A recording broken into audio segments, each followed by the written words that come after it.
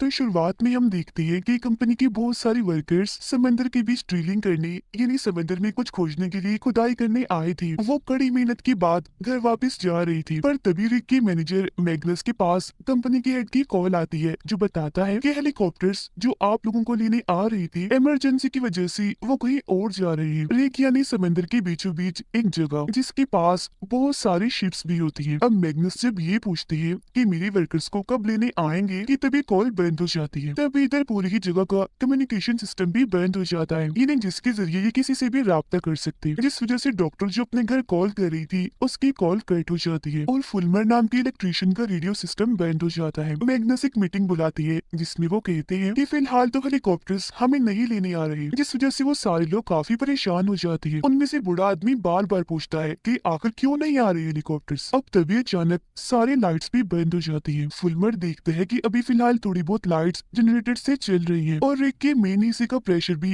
काफी ठीक है, लेकिन अगर प्रेशर बढ़ा तो सब लोग मारे जाएंगे। फुलमर फिर अपनी शिप से राब्ता करता है तो पता चलता है कि वहाँ पे यही मसला हो रहा है। अब रिक बुरी तरह से हिलने लगता है, उसके मेन हिस्से में आग लग जाती है। अब कंपनी की फीमेल वर्कर जो साइंटिस्ट है सिस्टम को बंद करना नहीं चाहती क्योंकि अभी उनका टारगेट पूरा नहीं हुआ, पर मैग्नस अपने वर्कर से कहती है कि यहाँ काम नहीं, लोगों की जाने जरूरी है, इसलिए सारे सिस्टम्स को फौरन बंद किया जाए। एक बार दोबारा से रिक हिलता है और अब ये पूरी जगह घनी फॉग धुंध से भरने लगती है। अब उनमें से एक वर्कर को शक होता है कि कहीं हमने समंदर में ज्यादा गहरा ड्रिल तो नहीं कर दिया, मतलब गहरी खुदाई तो नहीं कर दी जिस वजह से भूकंप जलजला आ रहा हो, पर वो साइंटिस्ट कहते हैं कि नहीं, ऐसा कुछ नहीं होता। जिसके बाद मैग्नस कम्युनिकेशन सिस्टम चेक करने के लिए फुलमर और एक दूसरी वर्कर बास को ऊपर भेजता है। वो जब काम कर रही थी तो उन्हें वहाँ एक मरा हुआ परिंदा दिखता है। मैग्नस और बूढ़ा आदमी नीचे खड़े होकर उनके आने का इंतजार ही कर रही थी कि तभी बास ऊपर से नीचे आकर गिरता है। तब साइंटिस्ट और डॉक्टर जल्दी से मेडिकल किट लेकर उसके पास पहुंचती है ताकि अगर वो जख्मी हो तो उसकी मरहम पट्टी कर सके। फुलमर भी नीचे आकर बताता है कि वो मेरे पीछे ही खड़ा था, पर पता नहीं क्या हुआ, वो अचानक से गिर गया। पर बूढ़े आदमी को उसकी बातों पर यकीन नहीं होता क्योंकि बास की क्लिप वाली रस्सी खुली हुई थी जिससे वो गिर गया। डॉक्टर बास को मेडिकल रूम में लाती है और उसे ठीक करने की कोशिश करती है, पर बाद में वो बताती है कि सर्जरी वाले कमरे और सामान के बगैर इसे ठीक नहीं किया जा सकता। साइंटिस्ट मैग्नस को दिखाती है कि पाइप्स में प्रेशर बिल्कुल भी नहीं है और इस एरिया के सारे रिग्स का यही हाल है। इतनी ही देर में बास को होश आ जाता है और उसे ख्याल आने लगते हैं जिनमें वो देखता है कि समंदर के दो हिस्से हो रहे हैं। बूढ़ा आदमी चुपके से मैग्नस की ऑफिस से कंपनी की खुफिया फाइल उठाता है जो देख वो चिढ़ जाता है। सब वर्कर्स को इकट्ठा करके बताता है कि कंपनी हमसे झूठ बोल रही थी। इतनी ही देर में मैग्नस भी यहाँ आ जाता है जिसे एक बोल करना ही पड़ता है कि हाँ, ये सच कह रहा है, कंपनी इस प्रोजेक्ट को बैन कर रही है जिस वजह से बहुत जल्द आप सबकी नौकरियां जाने वाली है। अभी वो ये सब बता ही रहा था कि तभी उन पर पता नहीं कहां से राख गिरने लगती है जो काफी अजीब था क्योंकि आसपास कोई वोल्केनो ज्वालामुखी नहीं था। तभी इधर बास भी आ जाता है जो काफी अजीब सा दिख रहा था। बताता है कि अब काफी देर हो चुकी है, तबाही शुरू हो गई है। इतना कहकर वो गिर जाता है। फिर बाद में जब उसे होश आती है तो उसे कुछ याद नहीं था कि मैं ऊपर से गिरा था या मैंने तबाही की कोई बात की थी। वो बस इतना कहता है कि जब मैं ऊपर था तो मैंने फॉग में कोई चीज देखी, जिसके बाद मेरे दिमाग में अजीब तरह की आवाजें आने लगी। उसकी बातें अनसुनी करके डॉक्टर उसका खून लेने लगती है सैंपल के तौर पर, जिस वजह से वो चिढ़ जाता है। कहता है कि तुम लोगों ने मेरी चेतावनी को नजरअंदाज करके अच्छा नहीं किया और अब एक बड़ी लहर आ रही है। पर जैसे तैसे डॉक्टर उसे सुला देती है और साइंटिस्ट को बताती है कि हेरर इसकी जख्म अपने आप ही ठीक हो रही है। उनके जाने के बाद बास जब उठता है तो अपने बाजू पर देखता है कि वहाँ कोई चमकदार चीज है और ये उसके जख्मों को ठीक कर रही है। सभी देखते हैं कि उनका शिप उनसे राब्ता करने की कोशिश कर रहा है, पर गलत जगह वो आगे बढ़ रहा है। मैसेज को देखने के लिए मैग्नस एक वर्कर को भेजता है तो पता चलता है कि वो शिप इनसे मदद मांग रहा है। मैग्नस फुलमर को कहता है कि लाइट्स के जरिए उन्हें सिग्नल्स भेजो और पता लगवाओ कि वो इस फॉग के बारे में क्या जानते हैं। बूढ़े आदमी को कमरे में बंद किया हुआ था जिस वजह से वो गुस्से में पागल हो रहा था, लगातार दरवाजा तोड़ने की कोशिश करने लगता है। मेडिकल रूम में बास देखता है कि उसके जख्म भर गए हैं। वो खुद को जब शीशे में देखता है तो उसे ख्याल आता है कि उनका रिग तबाह हो रहा है। वो फिर यहाँ से निकलकर कमरे में आता है और वर्कर वाले कपड़े पहन लेता है। अब तभी उसके सर में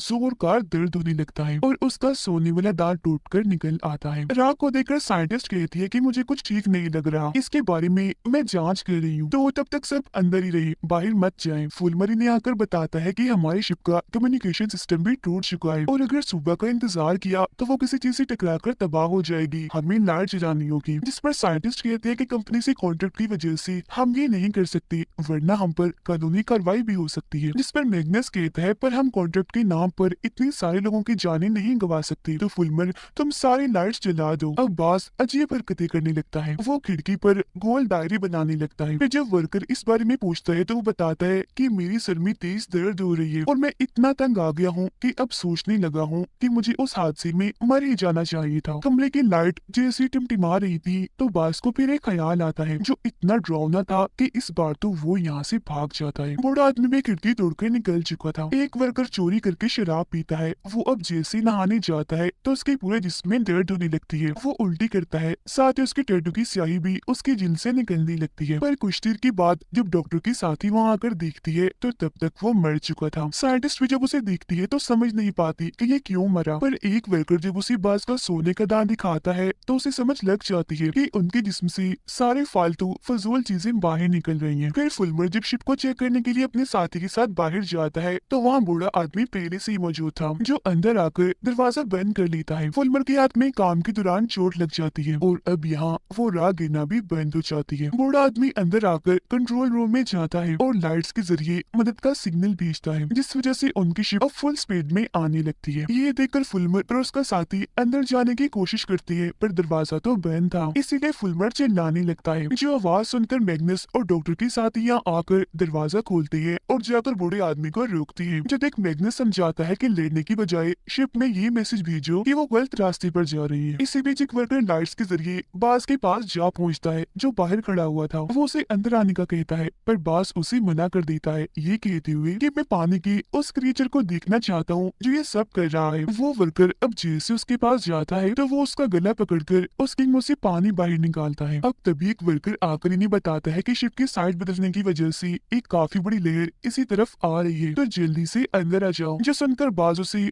वहीं छोड़कर अकेला ही अंदर भाग जाता है। मैग्नस आकर उस वर्कर को होश में लाने की कोशिश तो करता है पर उसकी मौत हो चुकी थी। साइंटिस्ट राख पर खून डालती है तो पता चलता है कि राख में कोई छोटे छोटे से जानवर हैं जो कीड़े हैं। वो फिर मैग्नस और डॉक्टर को बुलाकर इस बारे में बताती है कि राख की जांच करने से पता चला है कि उसमें कोई जानदार है जो कीड़े हैं, जो किसी एक ऐसे इंसान की तलाश में है जिसके जिस्म वो पनाह ले सके और उसे अपने साथ शामिल कर ले। जिसकी भी जिस्म ये घुसती है तो उसके जख्मों को तेजी से ठीक कर देती है, क्योंकि उन कीड़ों को पलने फूलने के लिए ताकतवर जिस्म की जरूरत होती है। इसीलिए हमें राख से दूर रहना होगा और बास की तरह जितने भी लोगों के जिस्म में जख्म है उनकी हिफाजत करनी होगी। जो सुनकर मैग्नस कहता है कि मुझे बास में कुछ ठीक नहीं लग रहा। ऐसा करो कि सबके खून के सैंपल ले लो जिनको हम बास के खून से मिलाकर देखेंगे। अब आहिस्ता से फोक दूर होने लगती है और पास वाला रिग पूरी तरह से तबाह हो जाता है। बास साइंटिस्ट की रिसर्च वाले कागजों को देख रहा था पर जैसे इधर फुलमर आता है तो वो गुस्से में आ गया था। इतनी ही देर में यहाँ साइंटिस्ट भी आ जाती है और देखती है कि बास ने अपने खून का सैंपल उठा लिया है। वो उससे जैसी सैंपल मांगती है तो वो उसे चुराकर यहाँ से भाग जाता है, जिसका मतलब था कि वो टेस्टिंग नहीं कर सकती। जिस वजह से मैग्नस कहते हैं कि चलो खैर है, ऐसा करो बाकी जख्मी लोगों को चेक कर लो। जिसके बाद वो एक मीटिंग बुलाता है जिसमें वो सबको कहता है कि अब से हम 2 टीम्स में काम करेंगे। एक टीम पूरे रिग को अच्छे से चेक करेगी और दूसरी टीम बास को ढूंढेगी। रिसर्च के जरिए साइंटिस्ट पता लगवाती है कि ये छोटे से कीड़े डायनासोर्स के जमाने के हैं, जिनका खात्मा डायनासोर्स के साथ ही हो गया था, पर लगता है कि ज्यादा गहराई में ड्रिल करने की वजह से ये जिंदा हो गई है दोबारा। बास अपने खून का सैंपल पानी में फेंक देता है और अब उसके सारे जख्म बिल्कुल ठीक हो गए थे। टेस्ट करने के लिए वो अपना हाथ पानी के टैंक में रखता है, जिस वजह से वो पूरा पानी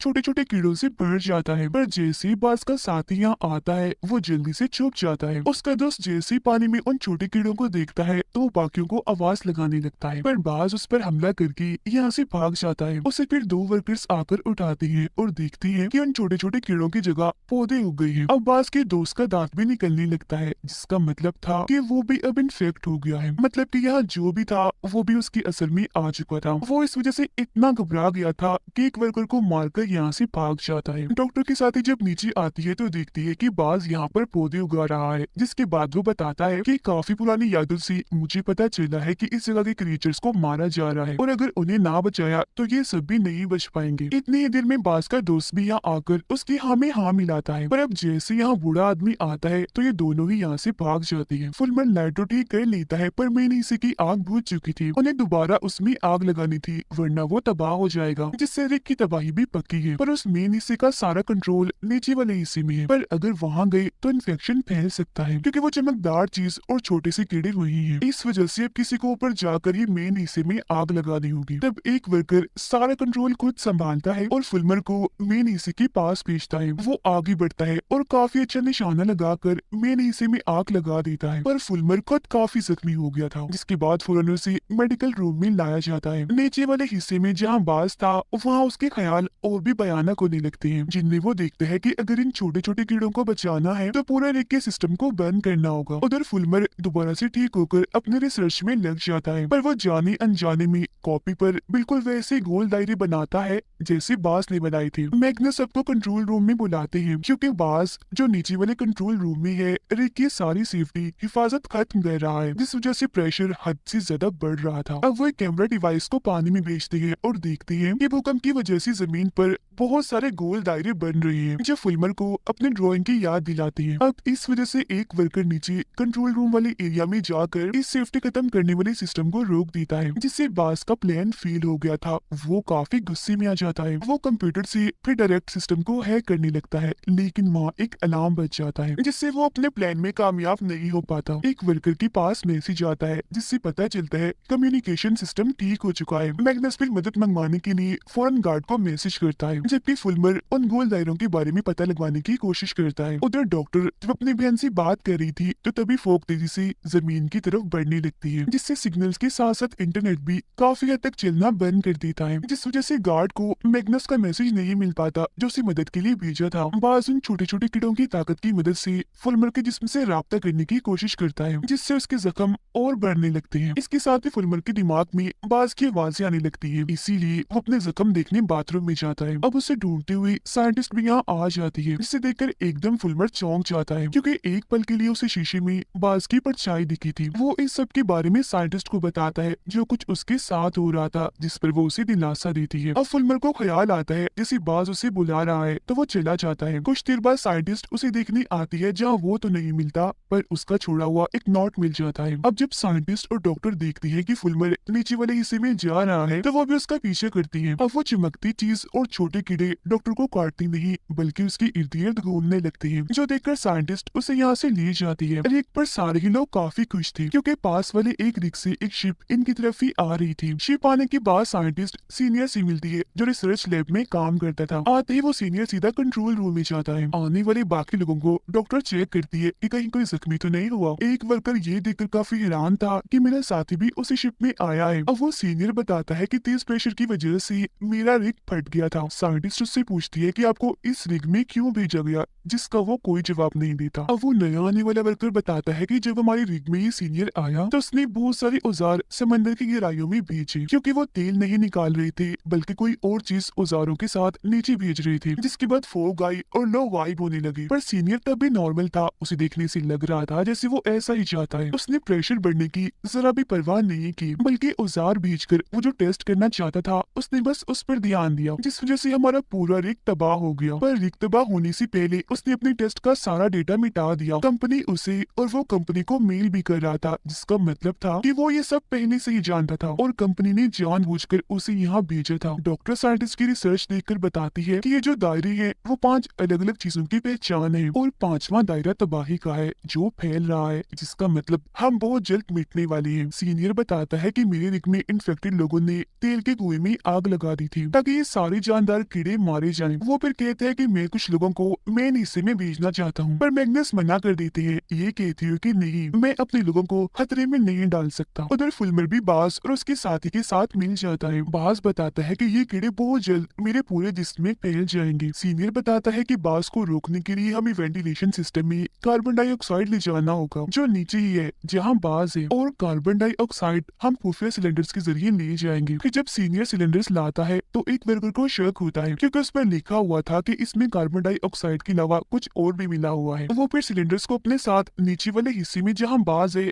वहाँ ले जाने लगते हैं। साथ ही वो सिलेंडर्स का कनेक्शन वेंटिलेशन सिस्टम से भी जोड़ देते हैं। वो लोग यहाँ बाज के दोस्त को देखते हैं जिसकी हालत खराब थी क्योंकि वो खून की उल्टी कर देता है, जिससे वो समझ जाती है कि यहाँ कार्बन डाइऑक्साइड के ज्यादा होने की वजह से ये मर रहा है। पौधे भी इसी वजह से मर रहे हैं और ये सीनियर का प्लान था। इसीलिए बूढ़ा आदमी और एक दूसरा वर्कर तो वहाँ से भाग जाता है, पर एक वर्कर आकर वहीं बाज के दोस्त के पास ही रुकता है। फुलमर फिर वेंटिलेशन सिस्टम को बंद करने की कोशिश करता है, पर वो और बाज दोनों ही बेहोश हो जाते हैं। डॉक्टर देखती है कि उन दोनों के बाहर आने के बाद सीनियर ने नीचे वाले हिस्से के सारे दरवाजे बंद कर दिए हैं। इस वजह से वो साथी जो बाज के दोस्त की वजह से रुका था वो अंदर ही फंस चुका था। उसकी हालत इतनी खराब हो जाती है कि वो मर जाता है। अब सब आकर सीनियर से सवाल करते हैं कि हालांकि ऐसा करना खतरा था, फिर तुमने क्यों वेंटिलेशन सिस्टम में कार्बन डाइऑक्साइड को मिक्स किया? जिस पे वो कहता है कि ये कोई खतरा नहीं है, बल्कि ये जिंदा रहने का एक तरीका है। वेंटिलेशन सिस्टम को बंद करने के लिए साइंटिस्ट उस नीचे वाले हिस्से में जाती है जहाँ फुलमर भी होश पड़ा हुआ था। वो उसे होश में लाने की कोशिश करती है, पर वो नहीं आता। लेकिन अब वो जैसे पौधों पर हाथ रखती है तो तभी फुलमर की आंख खुल जाती है। उसे होश आ गई थी, जिसके बाद ये दोनों यहाँ से निकल जाते हैं। बाज की भी आंख खुल गई थी, उसे भी होश आ गई थी और अब वो पांचवा दायरा भी बंद हो गया था। नया वर्कर बताता है कि सीनियर ने टेस्टिंग को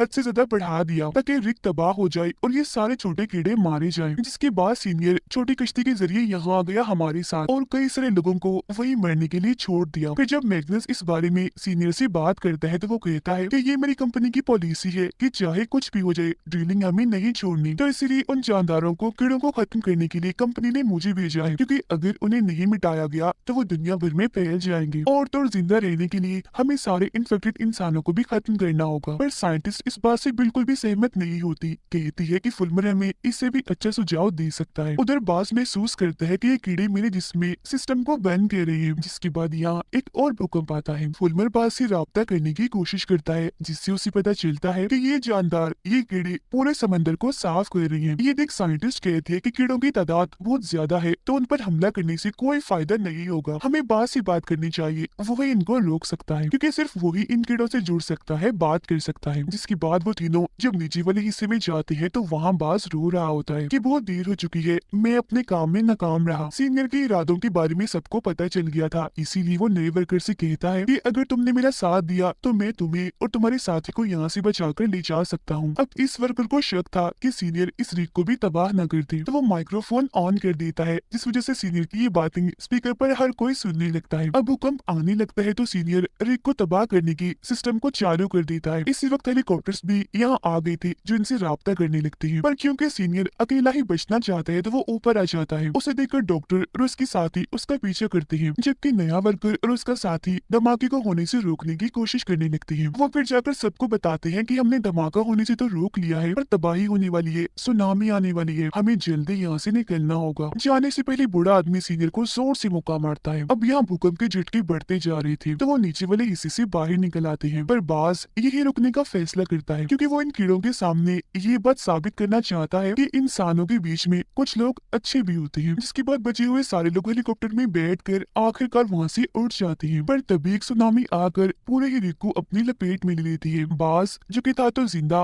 पर वो चमकदार उन कीड़ों के साथ मिल जाता है। अब ये सुनामी शहर की तरफ बढ़कर वहाँ भी तबाही मचाने लगती है, जिसमें बहुत सारे लोग मारे जाते हैं। जिसके साथ ये सीजन इधर ही खत्म हो